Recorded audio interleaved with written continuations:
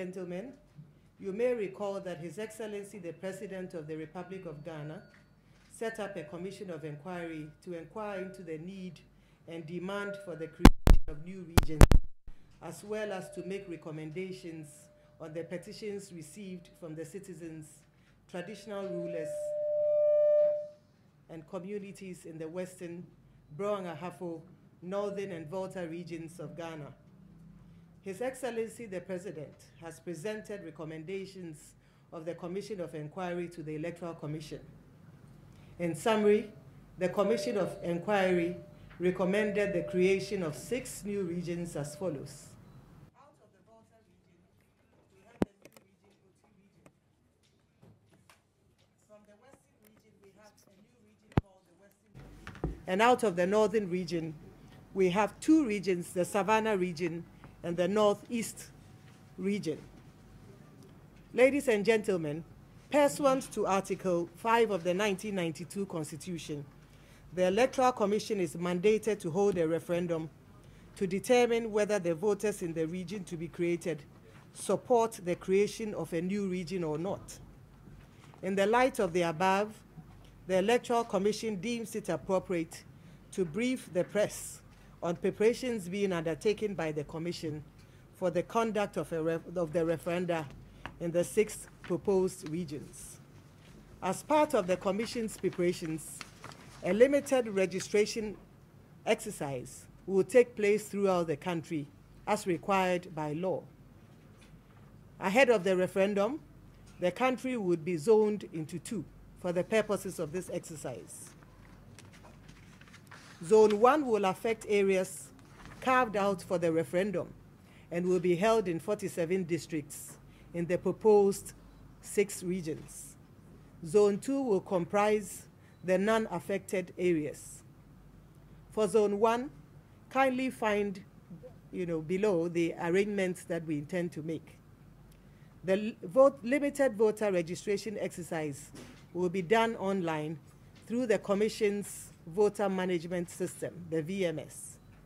The registration will take place in the 47 district offices of the Electoral Commission carved out for the referendum.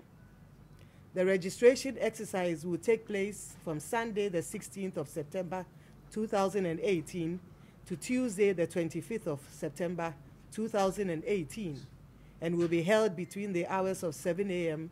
and 6 p.m. each day, including Saturdays and Sundays. There will be an hour break at midday.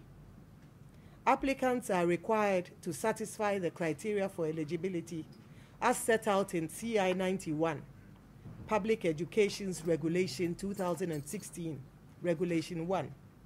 Therefore, to qualify and be eligible to register, an applicant must be a citizen of Ghana, must be 18 years and above, should reside in the area where he or she wants to be registered as a voter, should be of sound mind, should not have already registered in the past, he or she should be the individual he or she claims to be, and should be qualified by law. For proof of eligibility, new applicants are required to provide any of the following documents as proof of eligibility and proof of identity.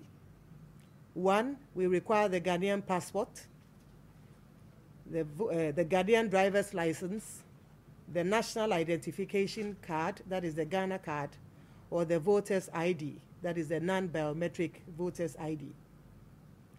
We have the role of agents of the political parties. Political parties are interested parties in the registration exercise and must therefore observe the following. Political party agents must observe the registration process from 7 a.m. to 6 p.m. on each of the days. The agents of the political parties may challenge an applicant if they believe the person is not qualified to be registered. Agents of political parties are not to interfere in the registration process. An agent of a political party may be asked to leave the registration center if the registration officer feels that he or she is obstructing the registration process. Journalists are also expected to participate in this process. and they are expected to be neutral in the provision of information to the public and encourage citizens' participation in the process. All concerns and challenges relating to the limited voters registration exercise in the affected districts should be directed to the district electoral officer and the registration supervisors. The following persons are allowed at the registration center. Persons who have the right to enter the registration center will be allowed to do so by the Commission. A person shall not enter the registration center unless the person is 1. Applying for registration, 2. Assisting the physically challenged, 3. Submitting a complaint form to the registration officer. A person authorized by the Electoral Commission, or is a person authorized by the Electoral Commission to visit the registration center. The Commission has put in place a publicity strategy, and the strategy is outlined as follows. The revision of the registration, the voters' register, has been gazetted in fulfillment of the legal provision that requires the Commission to provide 21 days notice to the public and its stakeholders before the commencement of the registration exercise. In the targeted districts, the Commission has commandeered additional pickups in the non-affected districts and regions to undertake publicity in the affected districts. The vehicles are mounted with public address systems and will be engaged in town, village, and street announcements throughout the period of the registration exercise. Additionally, an informative educational poster and flyers have been distributed throughout the country with detailed content on the registration exercise. These will be posted, and these are being posted as we speak, in vantage points in communities of the affected districts. Again, district electoral officers in the affected districts are also engaging in public education in our churches, the mosques, in market squares, and on radio.